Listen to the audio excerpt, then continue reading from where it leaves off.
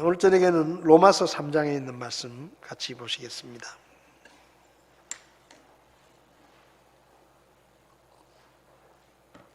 오늘 저녁에는 로마서 3장 10절부터 14절까지만 함께 보도록 하겠습니다. 로마서 3장 10절에서 14절까지 말씀을 우리 한 목소리로 같이 읽겠습니다. 이것은 기록된 바 의로운 자는 없나니 단 한 사람도 없으며 깨닫는 자도 없고 하나님을 찾는 자도 없으며 그들이 다 길에서 벗어나 함께 무익하게 되고 선을 행하는 자가 없나니 단 한 사람도 없도다. 그들의 목구멍은 열린 돌무덤이라. 그들이 자기 혀로 속임수를 쓰나니 그들의 입술 밑에는 독사의 독이 있고 그들의 입은 저주와 쓴 것으로 가득하며. 아멘. 잠시 기도하겠습니다. 하나님 아버지, 이제 또 새로운 한 해를 시작하고 첫 번째 수요 저녁 예배를 드립니다. 올 한 해 저희가 예배자로 신실하게 하나님을 섬기게 하시고 우리 교회가 기쁨으로 주님을 섬기는 그런 한 해가 될 수 있도록 도와주시기를 바랍니다. 수요일 저녁마다 로마서 말씀을 함께 나누고 있는데 저희가 말씀을 나눌 때마다 주의 성령께서 저희들을 가르쳐 주시고 우리가 하나님의 말씀에 합당한 믿음의 삶으로 주님께 영광을 돌리게 도와주시옵소서. 부족한 종을 붙들어 주시고 오직 주의 말씀만 증거되게 종을 써 주시옵소서. 예수님의 이름으로 기도했습니다. 아멘. 자리에 앉으시겠습니다. 사도 바울 당시에 유대인들은 자기들이 아브라함의 후손이고 또 하나님의 율법을 받아서 율법을 가르치고 배우고 있는 그런 특별한 민족이기 때문에 다른 이방인들과는 좀 달리 자기들은 굉장히 우월한 그런 민족이고 하나님께서 특별한 대우를 해 주실 것이라고 생각했기 때문에 자기들 외의 이방인들은 아주 무시하고 멸시하는 그런 삶을 살고 있었습니다. 그래서 사도 바울은 특별히 로마 교회에 있는 성도들에게 편지를 보내면서 로마 교회에 있는 유대인들에게 너희들이 비록 아브라함의 후손이고 하나님의 말씀을 받았고 그 말씀을 가르치고 배우고 있지만 그 하나님의 말씀을 실천으로 지키지 않으면 너희들이 아브라함의 후손이라는 것과 또 율법을 지키고 할례를 행한다는 것 자체가 별 의미가 없다. 그러니까 겉모습만 유대인인 것에 만족하지 말고 하나님의 말씀을 구체적으로 실천함으로 속 사람이 유대인인 진정한 유대인이 되기를 힘쓰라, 그렇게 권면합니다. 그렇지만 또 사도 바울은 계속해서 말하기를 유대인들도 그렇고 이방인들도 그렇고 상관없이 모든 사람은 하나님 앞에서 죄인이다 라고 이야기합니다. 이 로마서의 핵심 주제가 복음인데 이 복음을 이야기하기 전에 왜 복음이 필요한가 라는 것을 이야기하면서 모든 사람은 죄인이다. 그래서 9절을 보면 그러면 어떠하냐? 우리는 그들보다 나으냐? 유대인이라고 해서 이방인들보다 나으냐? 그렇지 않다. 앞에서 유대인들과 이방인들을 검증해 보았는데 다 죄 아래 있다 라고 이야기를 합니다. 그리고 이제 구체적으로 그럼 사람이 왜 죄인이고 또 죄인이기 때문에 그들의 삶의 모습은 어떠한가를 계속해서 이야기하고 있는데 10절을 보면 의로운 자는 없나니 단 한 사람도 없다 라고 말합니다.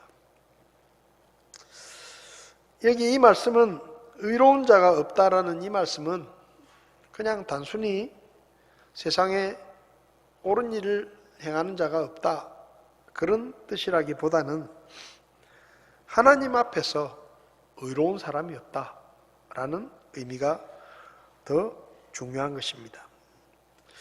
하나님 앞에서 의로운 자는 없는데 한 사람도 없다 라고 이야기를 합니다.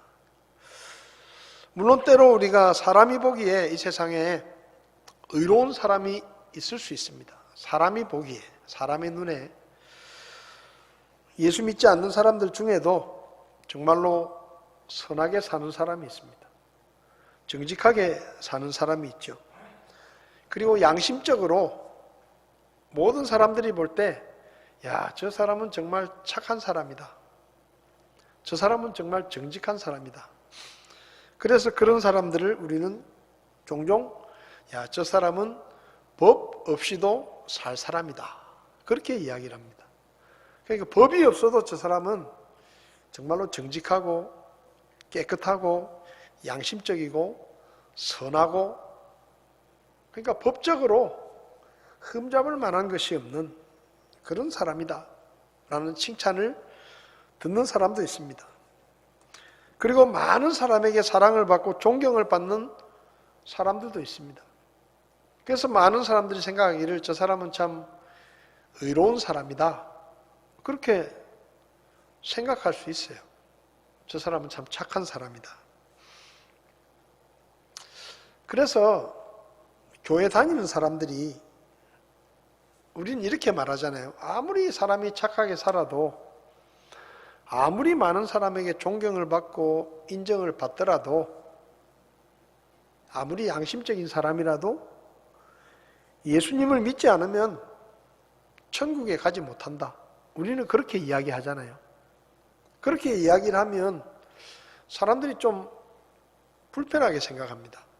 아니, 목사님, 교회 다니는 사람 중에도 나쁜 사람이 많고 예수 믿는다고 하는 사람 중에도 비양심적이고 못된 사람들이 참 많은데, 저 사람은 예수님을 안 믿는 것 빼고는 정말로 정직하고 착하고 우리가 볼 때 흠잡을 게 없고 존경받을 만한 그런 사람인데, 저렇게 착한 사람이 예수님을 안 믿는 그 한 가지 사실 때문에 천국에 가지 못하고 지옥 간다는 게 말이 됩니까? 그렇게 이제 반감을 갖는 분들도 있어요. 사람이 보기에는 그렇다는 겁니다. 사람이 보기에는 참 착한 것 같고 정직한 것 같고, 그래서 모든 사람들이 야, 저 사람은 법 없이도 살 사람이다 라고 인정할 만큼 그런 정도의 삶을 사는 사람들이 있다는 것이죠. 근데 오늘 성경을 보면 그럼에도 불구하고 의로운 자는 한 사람도 없다라고 단언적으로 이야기를 합니다. 없다는 것이죠. 한 사람도. 마태복음 5장 48절을 보면 이런 말씀이 있습니다. 예수님께서 이렇게 말씀하십니다. 그러므로 하늘에 계신 너희 아버지께서 완전하신 것 같이 너희도 완전하라. 그러니까 예수님께서 자기를 믿고 따르는 사람들에게, 또 하나님의 말씀을 듣고 있는 사람들에게 이렇게 말해요. 하늘에 계신 너희 아버지께서 완전하신 것처럼 너희들도 완전해라. 이게 뭔가 하면, 이게 하나님께서 사람들에게 요구하시는 삶의 수준입니다. 그러니까 사람이 하나님 앞에서 의롭다함을 얻으려고 하면 하나님이 완전하신 것처럼 완전해야 돼요. 근데 이 세상에 완전한 삶을 사는 사람이 있느냐? 없습니다. 왜냐하면 모든 사람은 아담으로부터 원죄라는 것을 물려받으면서 그 사람 마음속에 뭐가 있는가 하면 죄의 속성이라는 게 있어요. 죄의 성품. 근데 그 죄의 성품이 우리의 육신의 이익과 육신의 정욕을 쫓아가면서 이 죄의 성품이 우리로 하여금 죄를 짓게 만듭니다. 그래서 평생 사는 동안에 한 번도 죄를 짓지 않고 한 번도 나쁜 짓을 하지 않고 완전한 삶을 사는 사람은 있을 수가 없습니다. 그래서 하나님 앞에 의로운 사람이 되려고 하면 하나님이 완전하신 것처럼 완전하라 그랬는데 완전한 삶을 사는 사람이 한 명도 없기 때문에 성경에 의로운 자는 없다, 한 사람도 없다 라고 분명하게 말씀하시는 것이죠. 그래서 사람들이 볼 때는 의로운 사람 같고 저 사람 깨끗한 사람 같고 존경할 만한 사람처럼 보이지만 그 사람이 하나님 앞에 서게 되면 불완전한 사람이 된다는 것입니다. 여러분, 사실 우리는 잘 모릅니다. 우리 눈에 보이는 것, 우리가 아는 것밖에 모르죠. 여러분, 여러분의 목사인 제가 어떤 사람인지 여러분 다 아시나요? 제가 어떤 사람인지 다 아시나요? 잘 모르실 거예요. 그냥 저렇게 생겼구나. 또 가끔 만나서 이야기하고 가끔 만나서 대화를 하다 보면 우리 목사님은 이런 사람이구나 하고 여러분들이 그냥 여러분들이 알고 있는 것을 근거로 저를 평가하고 저에 대해서 판단하실 수 있습니다. 근데 그 판단이 100% 정확하냐? 그렇지 않습니다. 아마 여러분들이 저하고 하루 종일 같이 지내고 하루 종일 같이 산다고 하면 아마 굉장히 많이 실망하실 거예요.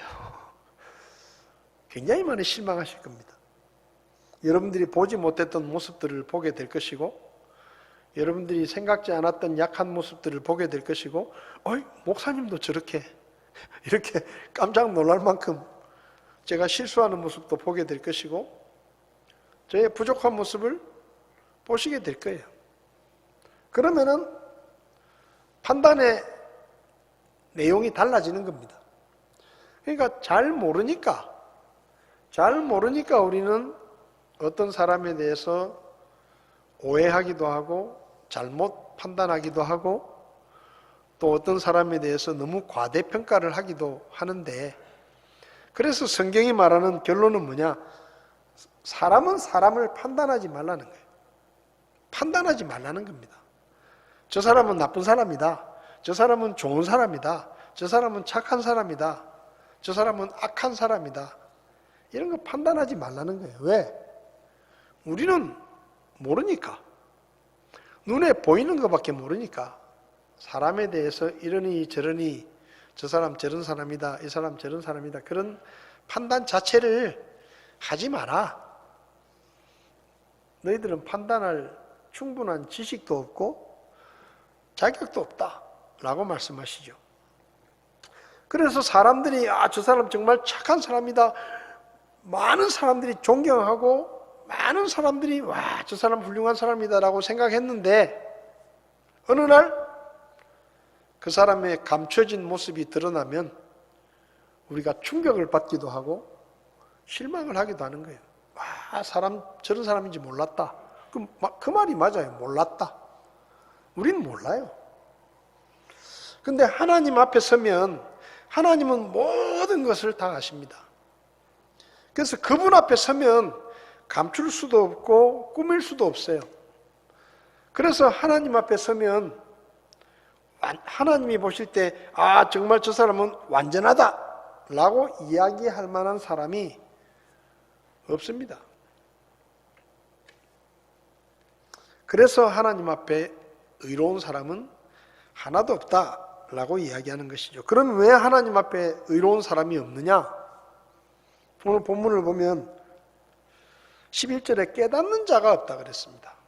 깨닫는 자가 없다. 여러분, 사람은 태어나면서 사람들이 만들어 놓은 세상에서 사람들이 가르치는 것을 배우고 사람들이 살아가는 모습을 보면서 배웁니다. 그래서 자기 나름대로 사람들 앞에서 무엇이 옳은지는 어렴풋이 알아요. 사람들 앞에서는 무엇이 옳은지. 예를 들면 법이라는 게 있는데 법을 통해서 우리는 뭘 깨닫는가 하면 이런 것들은 죄구나 하는 것을 깨닫죠.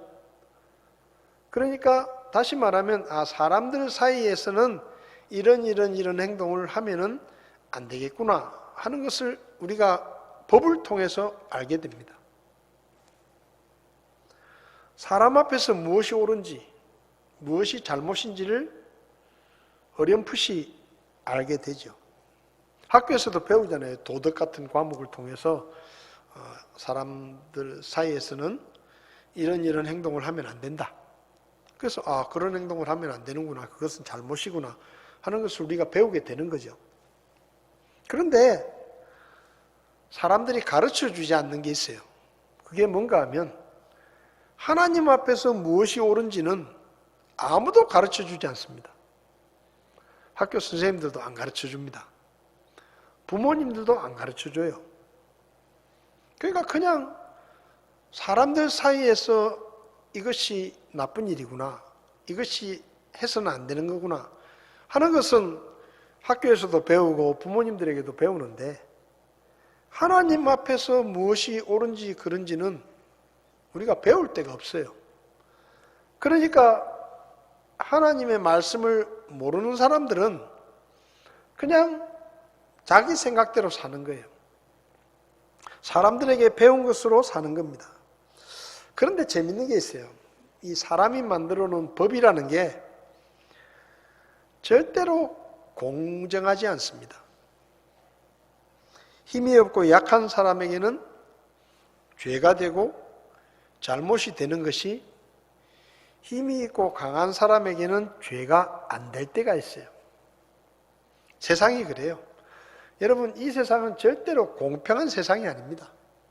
말은 공평하고 정의를 행하고 이렇게 이야기를 하죠. 대통령이 되면 공정과 정의를 위해서 내가 노력하겠다 하지만 그런 세상이 되느냐? 그런 세상은 없습니다. 그건 말뿐이에요. 그래서 세상 사람들이 뭐라고 말합니까? 무전유죄, 유전무죄. 돈이 없는 사람한테는 죄가 아닌 것도 죄가 되고 돈이 많은 사람에게는 죄인 것도 죄가 안 되고 그런 말을 우리가 해요. 그리고 세상에서는 뭐라고 말합니까? 야, 옳은 사람이 승리하는 게 아니고 승리하는 사람이 옳은 거야. 그렇게 말합니다. 그러니까 잘못을 범해도 결과가 좋으면 그 잘못도 잘못이 되지 않아요. 그래서 성공하면 혁명이고 실패하면 반역이다. 그런 말 있잖아요. 성공하면 혁명이에요, 혁명. 성공을 해가지고 정권을 잡으면 혁명이지만 실패하면 반역이 되는 거예요. 똑같은 일인데 그러니까 뭔가 하면 승리하면 잘못도 그냥 다 덮어지는 거예요. 이런 세상을 우리가 보다 보니까 점점 헷갈리는 거예요.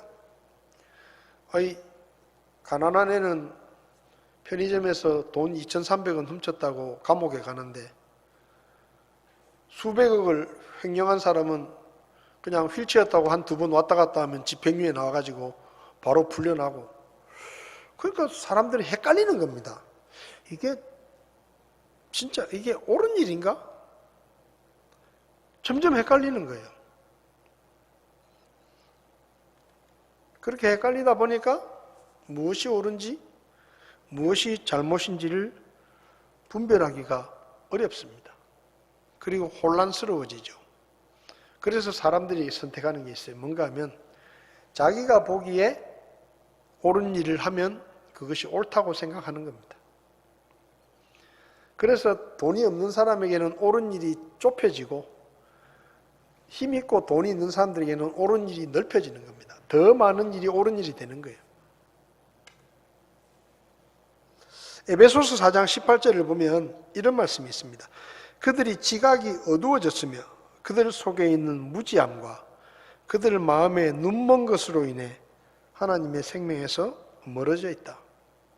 여러분, 믿지 않는 사람은 지각이 어두워져 있다 그랬습니다. 그리고 무지하다 그랬어요. 눈이 멀었다. 그래서 이 믿지 않는 사람은 그 마음속에 있는 지각이 무뎌지고 어두워지고 그리고 영적인 지식을 알지 못하고 눈까지 멀어가지고 하나님을 알 수도 없고 무엇이 하나님 앞에서 옳은지 그른지도 깨닫지 못하는 것입니다. 고린도후서 4장 4절에서는 이렇게 말합니다. 그들 속에서 이 세상의 신이 믿지 않는 자들의 마음을 가려 하나님의 형상이신 그리스도의 영광스러운 복음의 빛이 그들에게 비치지 못하게 했다. 그러니까 이 세상의 신이 믿지 않는 사람들의 마음을 가렸다. 그러니까 사람들의 마음이 눈도 그렇지만은 어두워져 있는 거예요. 어두워져 있기 때문에 하나님도 찾지도 못하고 무엇이 하나님 앞에서 옳은지 그른지도 분별하지 못하고 깨닫지 못하니까 결국은 뭐냐? 하나님 앞에 옳은 일을 하지 못하는 겁니다. 알아야 하죠, 알아야. 마귀는 계속해서 우리를 속입니다. 야, 사람이 죽으면 그만이지 무슨 영혼이 있고 뭐 천국과 지옥이 있다고. 그것은 거짓말이야. 그런 말 들을 필요 없어. 그렇게 거짓말을 하죠. 그러면 사람들이 그런가 보다 하고 또 그렇게 살아요. 알아볼 생각도 안 해요. 왜? 마음이 어두워져 있기 때문에, 그리고 눈이 멀어 있기 때문에 보지 못하는 겁니다. 마귀가 눈을 딱 가리고 있는 거예요. 그러다 보니까 여기 말씀처럼 깨닫는 자도 없고 하나님을 찾는 자도 없기 때문에 결국은 하나님 앞에 의로운 사람이 없게 되는 거예요. 그래서 하나님 앞에서 의로운 사람이 한 사람도 없다. 그럼 결국 이런 사람들의 결과는 뭐냐? 하나님 앞에 무익한 삶을 살게 되는 겁니다. 그래서 죽을 때 뭘 깨닫는가 하면, 아, 내가 나름대로 열심히 살았고 뭔가를 위해서 열심히 달려왔는데 그게 하나님 앞에서는 아무런 도움이 되지 않는구나 하는 것을 언제 깨닫느냐? 죽을 때 깨달아요. 그게 마귀의 작전이에요. 마귀의 작전. 사람들을 속이고 예수 믿으려고 하면, 야, 지금 뭐 벌써 믿냐?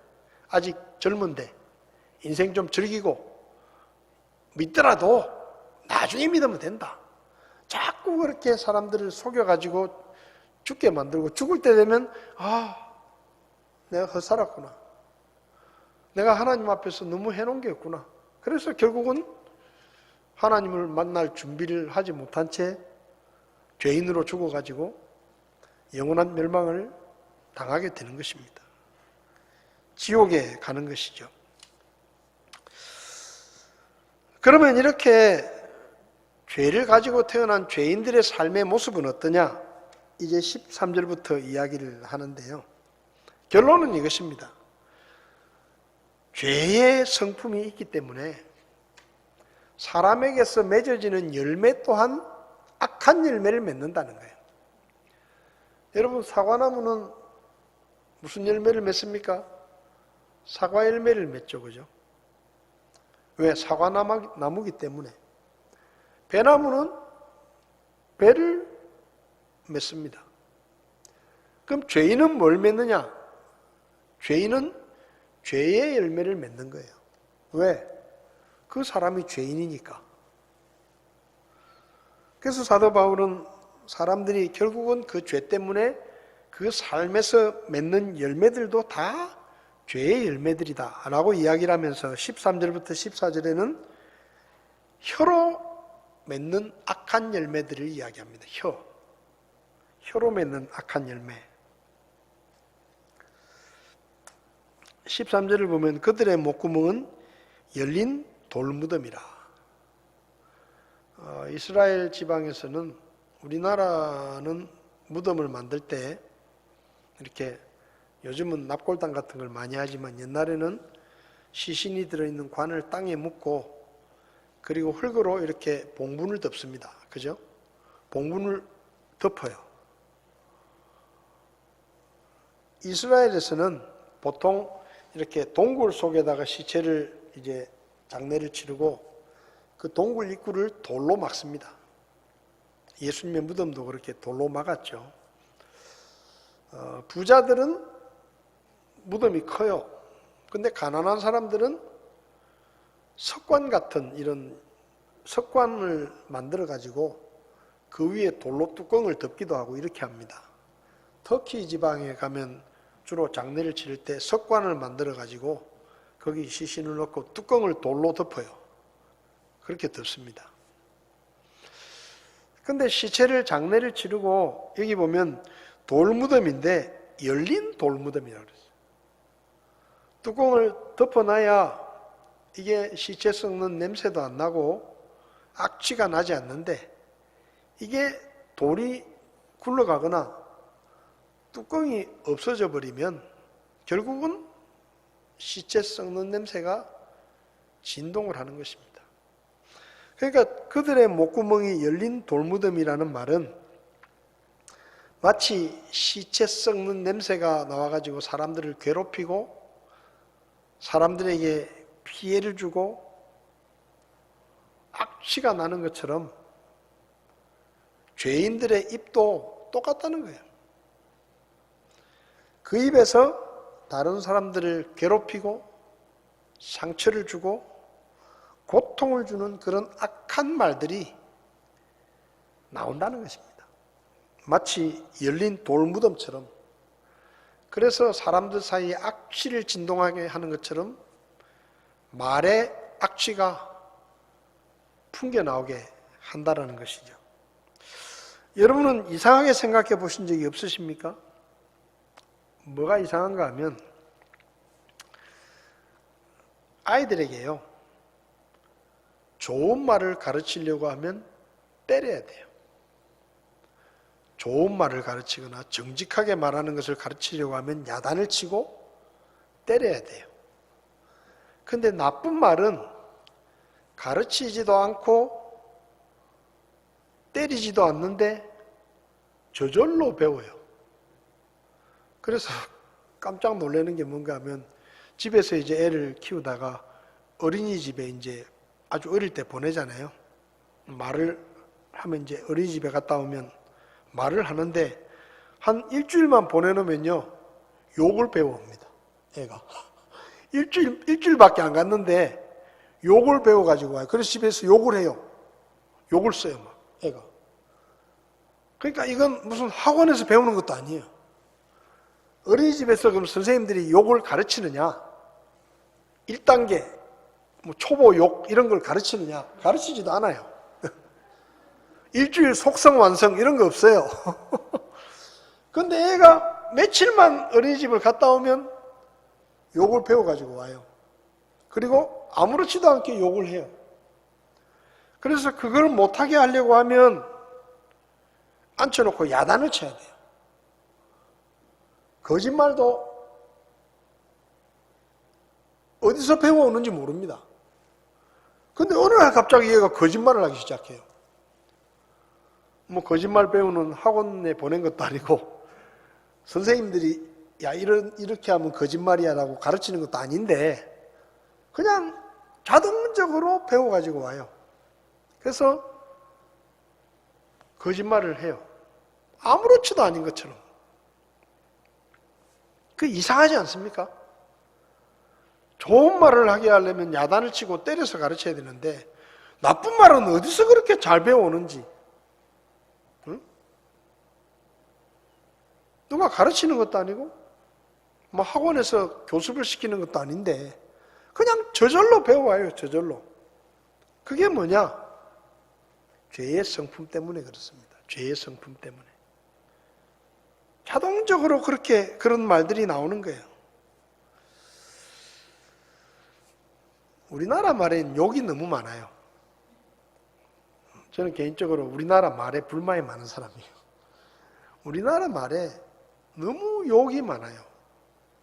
다른 나라 말보다 우리나라 말에 욕이 너무 다양하고 굉장히 버라이어티하게 욕이 많습니다. 얼마나 종류가 다양한지 몰라요. 분야도 뭐 가리지 않고 엄청나게 많아요. 사람들이 하는 말을 들으면 욕이 안 들어가면 말이 안 돼요. 가끔 버스를 타가지고 이제 학생들이 말을 주고받잖아요. 근데 이게 말하는 건지 욕하는 건지 구별이 안 돼요. 반 이상이 욕이야, 그냥. 욕을 안 하면 말이 안 되는 거예요. 이게 우리나라예요. 뭐, 사람들이 추천하는 좋은 영화다 싶어가지고, 가족들이 이제 영화 한 편 같이 보자 이래가지고 같이 보잖아요. 그럼 조금만 보다 보면 식구들이 괜히 민망해져요. 옆에 엄마 아빠 앉아있고 애들 앉아있는데, 영화를 보다 보면 뭐 괜찮은 영화라 그런데도 배우들이 막 욕을 하기 시작하니까 뭐 정신이 없어. 애들하고 같이 보기가 민망스러울 만큼 막 욕을 얼마나 잘하는지 몰라. 그러니까 우리나라 말에 이 욕이 너무 많아요. 여기 성경 말씀에 목구멍이 열린 돌무더입니다. 참 실감이 가는 그런 표현입니다. 그들이 자기여로 속임수를 쓴다. 이 죄인들은, 하나님을 알지 못하는 사람들은 입만 벌리면은 거의 거짓말입니다. 얼마나 거짓말을 잘하는지 몰라요. 보이스피싱이라는 말 들어보셨죠? 보이스피싱, 진짜 말 그대로 목소리로 낚시하는 거예요. 이게 사기입니다, 사기. 통계에 따르면 지난 5년 동안 보이스피싱 피해 건수가 24만 8천여 건이나 된대요. 피해 금액은 1조 7,625억 원이라고 합니다. 그러니까 말로 사기쳐가지고, 전화로 사기쳐가지고 뺏은 돈이 1조 7,625억이라는 거예요. 얼마나 거짓말을 잘하면은, 얼마나 거짓말을 잘하면 이렇게 많은 돈을 뜯어냈겠습니까? 오로지 목소리 하나로 당황하셨어요? 개그 프로에 나오잖아요. 당황하셨어요? 이게요, 계속 발전을 합니다. 저한테도 가끔 문자가 옵니다. 아빠, 제 폰이 깨져가지고 친구 폰으로 전화하는데요. 저한테 카톡으로 뭐 연락 좀 해주세요. 수시로 와요, 수시로. 그건 목소리도 아니야, 그건. 그냥 글씨로 오는 거예요, 글씨로. 얼마나 지능적으로 거짓말을 하는지. 우리나라 검사들도 보이스피싱을 당합니다. 경찰도 당하고 검사들도 보이스피싱을 당해요. 얼마나 거짓말을 잘하는지. 속임수를 쓰는 거예요, 속임수를. 이게 그냥 속이는 것입니다. 뭐 큰 거짓말도 있지만 사소한 거짓말로도 사람들을 속이는 일이 수시로 일어나는 것이죠. 그 다음에 여기 보면 그들의 입술 밑에는 독사의 독이 있다. 여러분, 하나님께서 사람의 말을 독사의 독이라고 했습니다. 독사의 독.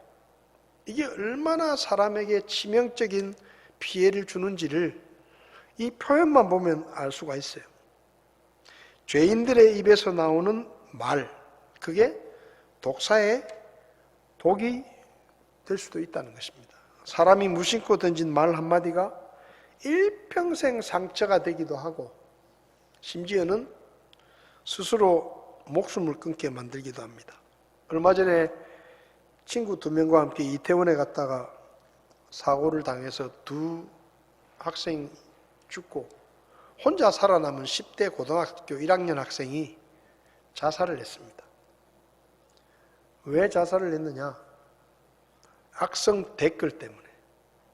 악성 댓글. 그 아이에게 친구들 둘은 죽었는데 너는 너 혼자 살아왔냐? 하고 막 무차별로 댓글을 다는 거예요. 비난을 하는 것입니다. 그러니까 얘가 견디다 견디다 못해가지고 극단적인 선택을 했다.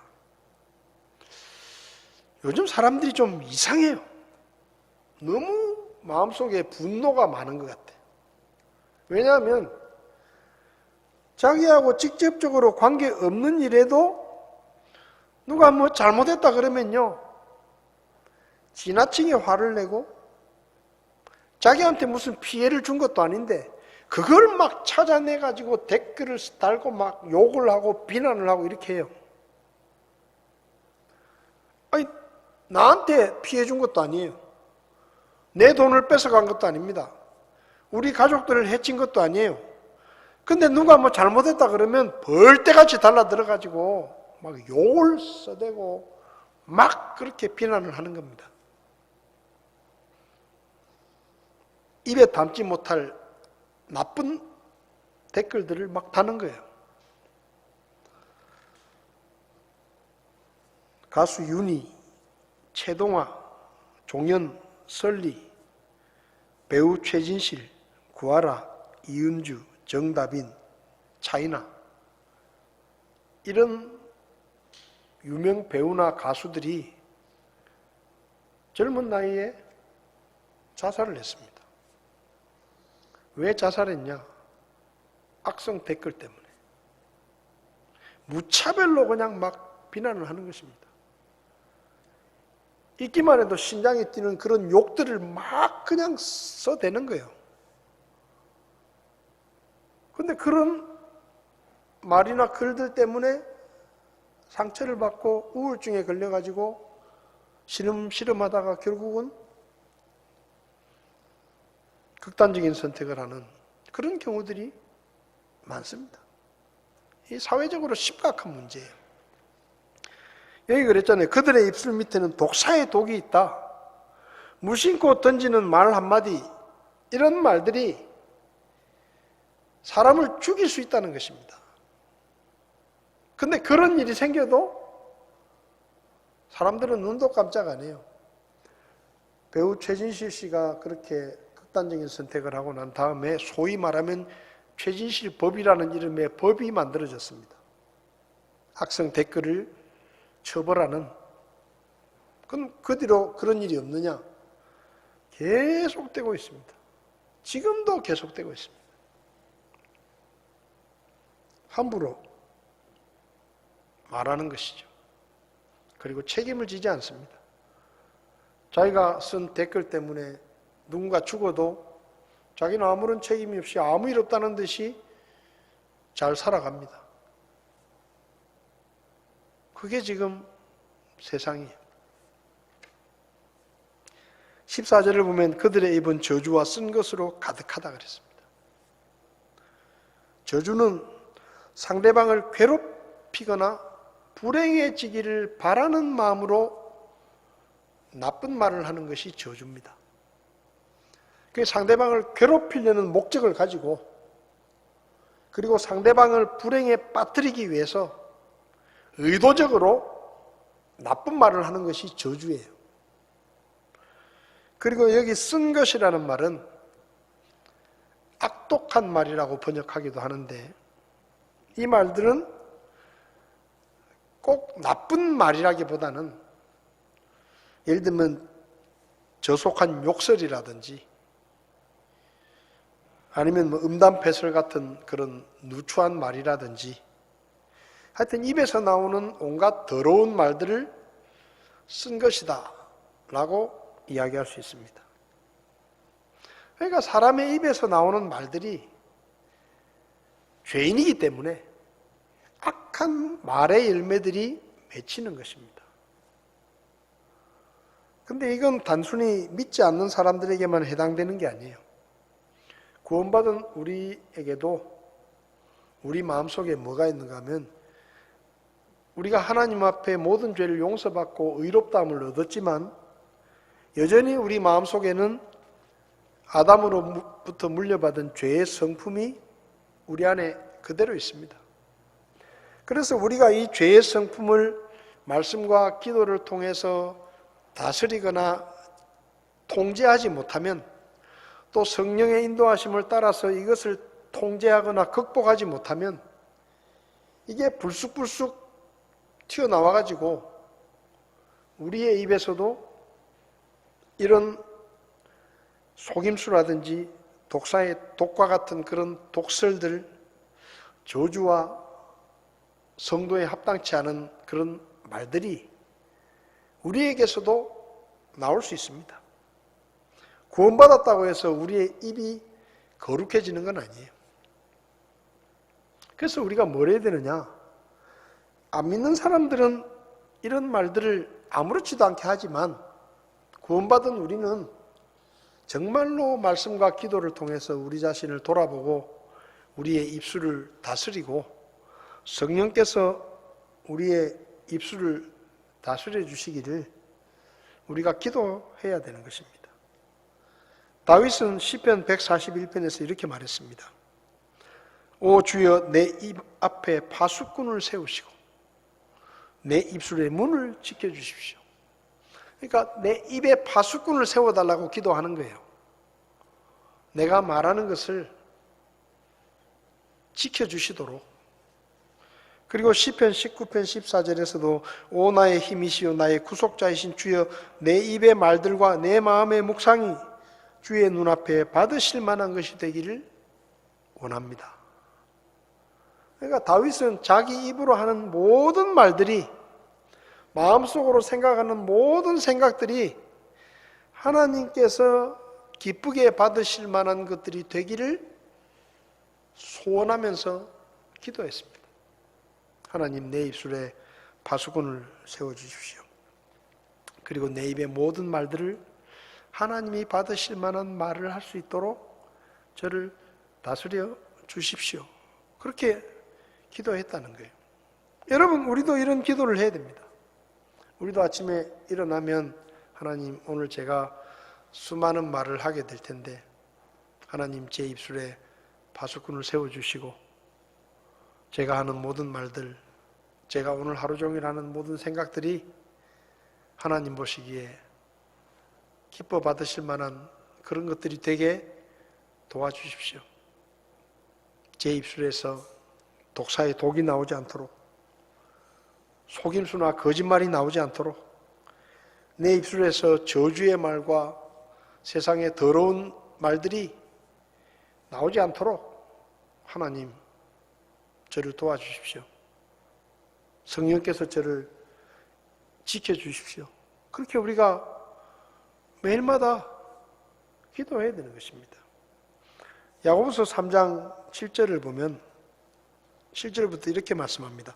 모든 종류의 짐승과 새와 뱀과 바다에 있는 것들은 길들여졌고 또 사람이 길들여 왔으나 혀는 아무도 능히 길들이지 못한다. 다스릴 수 없는 악이요 죽이는 독으로 가득하다. 그것으로 우리가 하나님 곧 아버지를 찬송하며 또 그것으로 우리가 하나님의 모양대로 만들어진 사람들을 저주하느니라. 같은 입에서 찬송과 저주가 나오거니와 내 형제들아 이런 것들이 결코 그래서는 아니 되느니라. 우리가 교회 와서 우리 입으로 찬송을 합니다. 하나님께 기도를 합니다. 하나님의 말씀을 읽습니다.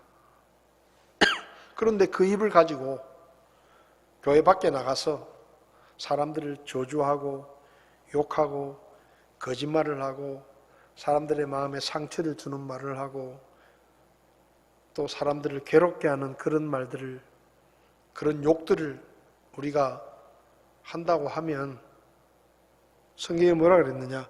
이런 것들이 결코 그래서는 아니 되느니라. 여러분, 하나님이 주신 입을 가지고 하나님께 찬송하고 하나님께 영광을 돌리고 은혜를 끼치는 그런 말들을 우리가 해야 하지 않겠습니까? 교회 와서는 똑같은 입으로 찬송하고 하나님께 예배를 드리고 기도하고 그렇게 해놓고 예배당 문 열고 나가가지고는 욕을 하고 저주하고 거짓말하고 속이고 그리고 다른 사람들에게 상처를 주고 사람을 후벼파고 괴롭히는 그런 악한 말들을 우리가 한다고 하면 그건 절대로 성도에 합당한 모습이 아니다 라고 말씀합니다.